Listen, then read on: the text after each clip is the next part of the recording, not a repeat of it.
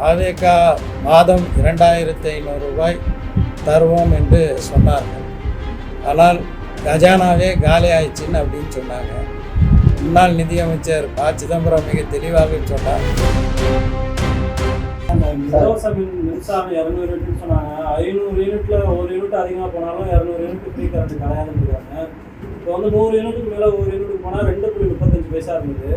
இப்போ வந்து 4.70 பைசாவாக விலை அதிகரிச்சிருக்கு யூனிட் மின்சாரம். எப்படி பார்க்குறீங்க?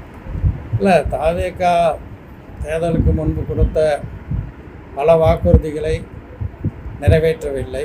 அதில் இதுவும் ஒன்றாக இருக்கின்றது. மாதம் 2500 ரூபாய் தருவோம் என்று சொன்னார்கள். ஆனால் அது நாங்கள் கஜானாவே காலி ஆயிடுச்சின்னு அப்படின்னு சொன்னாங்க. முன்னாள் நிதியமைச்சர் ப. சிதம்பரம் மிக தெளிவாக சொன்னார், ஒரு அரசு கஜானா கருவூலம் எப்போதுமே காலியாகாது. ஏன்னா உள்ளே வந்துகிட்டே இருக்கும், வெளியே போயிட்டே இருக்கும். அது தொடர்ச்சியாக நடக்கக்கூடிய ஒன்று. கஜானா காலி என்ற வாதமே தவறானது என்று ஒரு பேட்டியில் தெரிவித்தார். அதனால் 2500 ரூபா எங்கே என்று இன்றைக்கு மக்கள் கேட்கின்றார்கள். மிகப்பெரிய ஒரு அழுத்தம் கொடுத்த பிறகு தான் திராவிட முன்னேற்ற கழக அரசு கொடுத்த 1000 ரூபாய் மகளிர் உரிமை தொகை இப்போது வந்து கொண்டிருக்கிறது.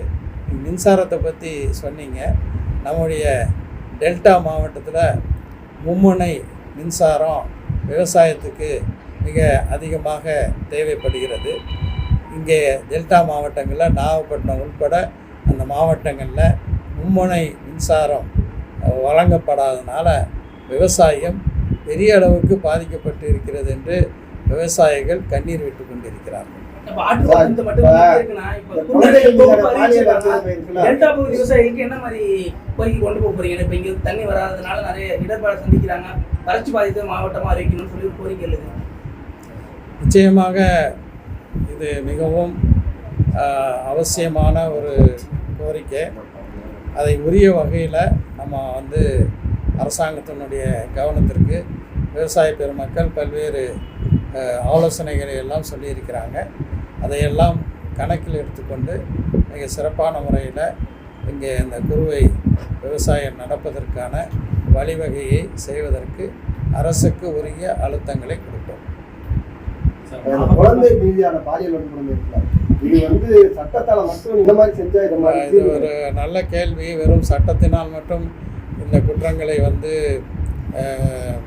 தடுக்க முடியாது. இந்த நிகழ்ச்சிக்கு வருவதற்கு முன்பு தொலைக்காட்சி பார்த்து கொண்டிருந்தேன். அங்கே அமெரிக்காவிலும் இங்கிலாந்திலும் ஒரு புதிய சட்டத்தை ஏற்றியிருக்கிறார்கள். அது என்ன சட்டம் என்றால், 18 வயதுக்கு கீழே இருக்கக்கூடிய குழந்தைகள் சமூக வலைதளங்கள், அதாவது வாட்ஸ்அப்பு, ஃபேஸ்புக் இது போன்ற சமூக வலைதளங்கள் பயன்பாட்டுக்கு தடை விதித்திருக்கிறார்கள். அந்த குழந்தைகள் அந்த சமூக வலைதளங்களை பயன்படுத்தக்கூடாது என்று ஒரு தடை விதித்திருக்கிறார்கள். இது ஒரு வகையான ஒரு நல்ல நடவடிக்கை என்பது ஒரு பக்கம்.